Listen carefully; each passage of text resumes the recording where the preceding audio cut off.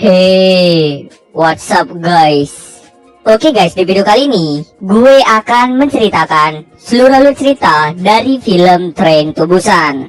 Film ini telah rilis pada tanggal 13 Mei tahun 2016. Di dalam film ini bercerita tentang Seok-woo dan putrinya yang berulang tahun pergi ke Busan dengan kereta untuk menemui istrinya. Namun perjalanan itu berubah menjadi mimpi buruk karena mereka diserang oleh para zombie. Oke, tanpa berlama-lama lagi, yuk kita masuk saja ke ceritanya guys. Film ini dimulai dengan memperlihatkan pintu masuk tol yang telah diblokade akibat terjadinya sebuah kebocoran wabah biologis dari sebuah pabrik di daerah Jinyang. Para petugas berkata bahwa itu hanya kebocoran kecil, jadi masyarakat sipil tidak perlu takut. Daerah yang terkena wabah biologis telah dikarantina oleh pemerintah dan Menteri Kesehatan agar wabah tersebut tidak menyebar kemana-mana. Setiap kendaraan yang lewat akan disemprotkan dengan cairan khusus. Tak lama setelah itu terdapat mobil pickup yang masuk ke daerah Jinyang dan secara tidak sengaja menabrak seekor rusa yang melintas. Supir itu pun turun untuk mengecek hewan yang tadi ditabrak. Tahu kalau rusa itu sudah tewas, pada akhirnya supir itu langsung pergi dari sana. Tak lama setelah supir itu pergi, tiba-tiba rusa tersebut bangun dengan mata yang sudah berubah menjadi putih. Sedikit informasi bahwa rusa itu sudah berubah menjadi zombie akibat kebocoran wabah. Kemudian scene berganti pada seorang pekerja kantoran bernama Seok-woo. Seok-woo adalah seorang pria pekerja keras dan memiliki sifat egois. Sifat egoisnya tersebut membuat sang istri muak dan lebih memilih untuk pisah rumah dengan Seok-woo.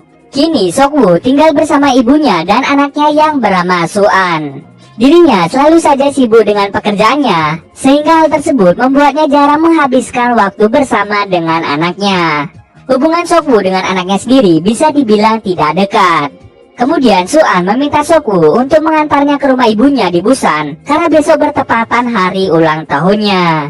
Dirinya sangat-sangat ingin merayakan hari ulang tahunnya bersama dengan ayah dan ibunya. Keesokan harinya, mereka berdua pun pergi ke Busan dengan menggunakan kereta KTX 101 di stasiun Seoul. Di saat mereka semua sudah berada di kereta, tiba-tiba saja seorang wanita dengan gelagat aneh masuk pada kereta tersebut dan langsung bersembunyi di salah satu kamar mandi. Orang ini telah terinfeksi dan sebentar lagi akan berubah menjadi zombie. Pasti banyak pertanyaan dari kalian, kenapa virusnya bisa menyebar di daerah Seoul, padahal wilayah Jinyang sudah dikarantina lebih awal.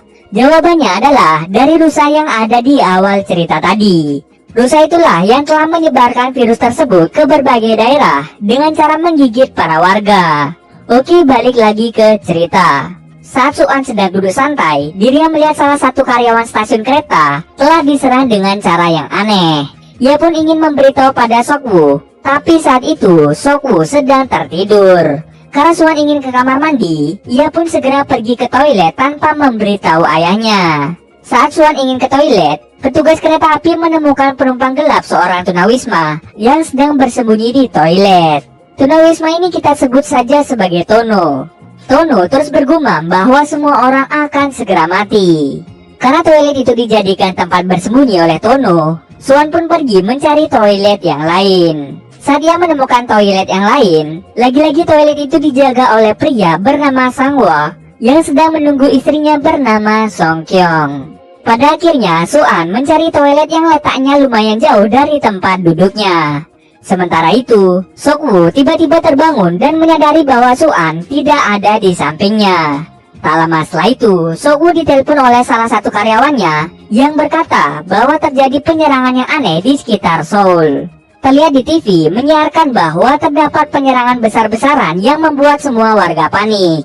Di lain sisi, wanita yang sudah terinfeksi mulai berubah menjadi zombie dan menyerang semua orang yang ada di kereta. Semua orang panik dan berlarian ke sana kemari untuk menyelamatkan diri mereka sendiri. Saat itu, Seok-woo sedang mencari putrinya di setiap toilet. Lalu ia melihat dengan matanya sendiri bahwa para zombie menyerang manusia yang ada di depannya. Suan yang ternyata ada di belakang ayahnya langsung memanggilnya untuk segera pergi dari gerbong ini. Setelah mereka berhasil ke gerbong yang aman, terjadi sedikit cekcok antara Sang-woo dengan Seok-woo. Karena sebelumnya Seok-woo dengan sengaja menutup pintu gerbong di saat Sang-woo dan Song-kyung ingin masuk ke dalam gerbong yang aman. Hal itu dilakukan oleh Seok-woo karena dirinya diprovokasi oleh penumpang lain. Setelah kejadian mengerikan itu, semua orang yang ada di gerbong kebingungan dengan makhluk apa yang mereka hadapi. Tak lama setelah itu, Sokwu mendapatkan telepon dari ibunya, yang ternyata ibunya telah terinfeksi dan akan berubah menjadi zombie. Kemudian masinis mengumumkan bahwa mereka tidak akan berhenti di stasiun Chonan karena situasi yang tidak memungkinkan. Tetapi salah satu penumpang bernama Yonsuk tetap bersikeras untuk berhenti di stasiun Chonan. Seluruh media kini menyoroti pandemi zombie yang telah menyebar ke seluruh wilayah Korea Selatan. Kemudian masinis mengumumkan bahwa mereka akan berhenti di stasiun Daejeon karena mereka semua akan diamankan oleh pihak militer yang berjaga di sana. Tak lama setelah itu, Sokwu menelpon temannya yang bernama Letnan Min untuk menanyakan apakah stasiun Daejeon masih aman. Letnan Min menjawab bahwa setelah sampai di sana mereka akan dikarantina.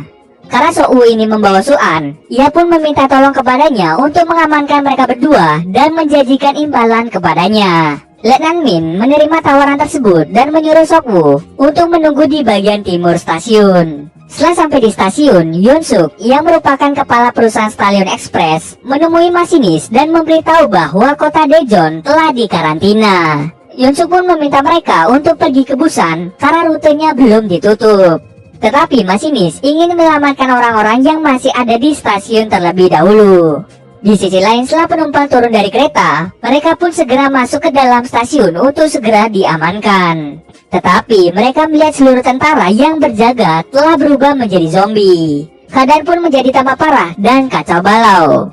Putrinya hampir saja tergigit zombie. Untung saja di sana Sangwa berhasil menyelamatkannya. Songkyong membawa Suan kembali ke kereta, sedangkan Sangwa dan Sokwu berpisah dari yang lainnya karena mereka berusaha menutup pintu agar zombie tidak mengikuti mereka. Namun hal tersebut tidak berhasil karena pintu kacanya tiba-tiba pecah.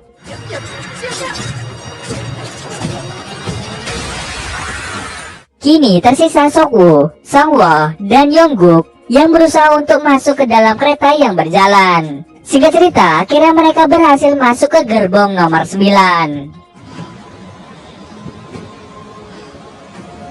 Mereka bertiga pun mencoba untuk menghubungi orang terdekat mereka. Yongguk mencoba untuk menelpon pacarnya yang bernama Jinhye. Ternyata Jinhye berada di gerbong 15 bersama dengan penumpang lainnya. Sangwa kemudian mencoba menghubungi Songkyong untuk mencari tahu posisinya. Ternyata Songkyong berada di dalam gerbong 13 yang berisi banyak zombie bersama dengan Suan, Nenek Ingil, dan Tono. Mengetahui hal tersebut, mereka bertiga berencana untuk menerobos 3 gerbong penuh zombie untuk menyelamatkan mereka yang berada di gerbong 13. Dengan bersusah payah, pada akhirnya mereka berhasil sampai pada gerbong 13. Di sini mereka berencana agar melewati satu gerbong lagi untuk sampai ke gerbong 15, di mana tempat tersebut merupakan tempat para penumpang yang masih selamat.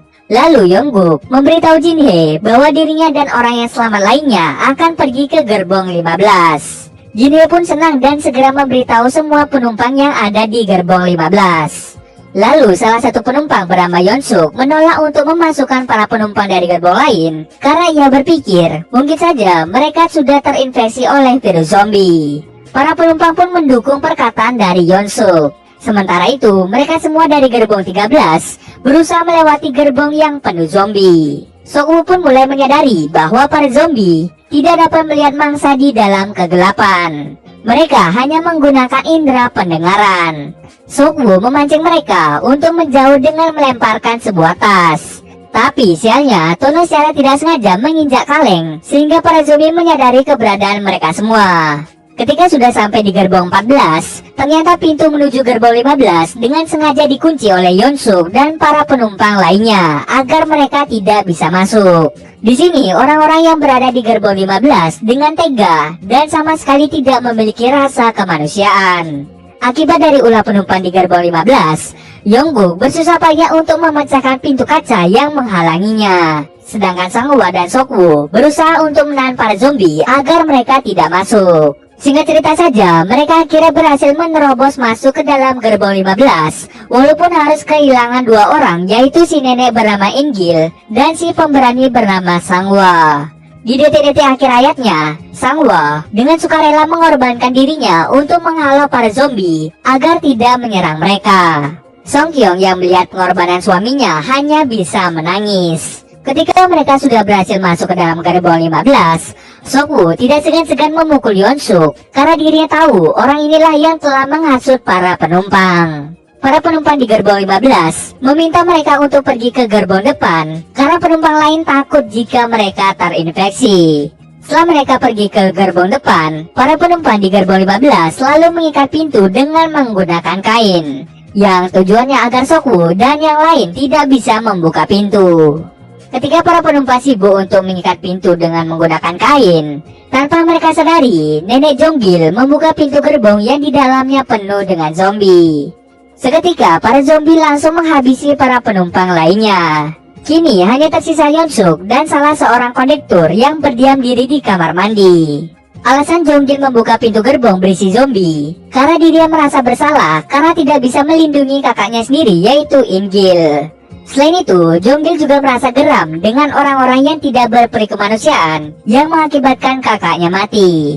Itulah alasan kenapa Jonggil dengan sengaja membuka pintu yang terhubung dengan banyaknya zombie. Sementara itu, mereka yang berada di gerbong depan hanya bisa menyaksikan karma yang menimpa para penumpang di gerbong 15. Kemudian Sok-woo menerima telepon dari karyawannya yang bernama Kim. Kim memberi informasi bahwa semua kejadian yang menimpa seluruh kota Seoul terjadi akibat proyek yang dijalankan Sok-woo, yaitu YT Biotech yang mengalami kebocoran. Kim dan Sok-woo pun merasa bersalah karena proyek mereka yang telah menimbulkan kekacauan dan kematian banyak orang. Tak lama setelah itu, kereta yang mereka tumpangi terhambat di stasiun Daegu. Masinis pun memberi pengumuman untuk segera keluar dari kereta dan pergi menggunakan kereta baru. Mereka pun segera keluar menuju jalur kiri. Di saat mereka mencari kereta lain, tiba-tiba saja terjadi kecelakaan kereta yang membuat Yongguk dan Jinhae terpisah dengan yang lainnya. Kemudian Yeongguk dan Jinhae mencoba mencari jalan lain untuk mencari Sok-woo dan yang lainnya. Tapi tiba-tiba saja Yeon-suk datang dan langsung mendorong Jinhae ke arah zombie, sehingga hal tersebut membuat Jinhae menjadi terinfeksi. Yeongguk pun kaget dan mencoba menolong Jinhae, namun semuanya sudah terlambat. Jinhae telah berubah menjadi zombie dan langsung menyerang Yeongguk. Setelah Yeon-suk mencelakai Jinhae dan Yeongguk, ia pun segera menuju ke kereta baru. Saat ia hampir sampai ke kereta, tiba-tiba saja ia terjatuh dan zombie mulai berdatangan ke arahnya. Masinis kereta yang mengetahui Yeon-suk dalam bahaya mencoba untuk membantunya. Tetapi lagi-lagi Yeon-suk dengan sengaja mengorbankan masinis agar dirinya bisa selamat dari kejaran zombie. Sementara itu, Sok-woo, Su-an, Song Kyung, dan Tono hampir tertimpa kereta yang penuh dengan zombie. Lalu Sok-woo melihat sebuah celah kecil yang bisa mereka lalui untuk pergi dari kereta yang hampir jatuh. Tetapi para zombie yang kelaparan berhasil memecahkan kaca kereta. Melihat kondisi yang tidak menguntungkan, si tunawisma rela mengorbankan dirinya untuk menyelamatkan mereka. Menyadari bahwa para zombie akan mengejar mereka, akhirnya mereka berusaha keras untuk sampai ke kereta. Singkat cerita saja, mereka akhirnya berhasil naik ke kereta. Tetapi di dalam kereta, ternyata Yeon-suk sudah berubah menjadi setengah zombie karena tadi dirinya terkena gigitan. Sok-woo pun mulai bertarung dengannya. Tetapi di dalam pertarungan itu, Sok-woo tidak sengaja terkena gigitannya, yang menyebabkan dirinya terinfeksi. Sebelum berubah menjadi zombie, dirinya lalu memberitahu Song Kyung tentang tuas rem dan menyuruhnya untuk menarik tuas itu ketika nantinya mereka sudah sampai di kota Busan. Su-an yang melihat ayahnya telah terinfeksi menjadi sangat bersedih dan meminta ayahnya untuk tetap berada di sisinya. Namun demi menyelamatkan putrinya, Sok-woo pun mengucapkan kata-kata perpisahan dan langsung menjatuhkan dirinya dari kereta. Kini hanya tersisa berdua, yaitu Song Kyung dan Su-an yang akan melanjutkan perjalanannya ke Busan. Mereka berhenti di sebuah terowongan yang gelap dan berjalan menuju wilayah perbatasan Busan. Di perbatasan, terdapat beberapa tentara yang sedang menjaga agar zombie tidak bisa masuk. Awalnya para tentara mengira bahwa mereka adalah zombie. Untung saja Su-an bernyanyi untuk menghormati pengorbanan ayahnya dan orang-orang yang telah menyelamatkan mereka berdua. Akhirnya para tentara menyadari bahwa mereka adalah manusia dan langsung membawanya ke tempat yang lebih aman. Dan cerita pun selesai. Oke, mungkin segitu dulu alur cerita film kali ini. Kalau kalian ada yang mau request film atau mereview sebuah film, silahkan komen aja di bawah guys. Jika ada yang salah atau kurang dari alur cerita di atas, gue mohon maaf. Oke, see you next video guys.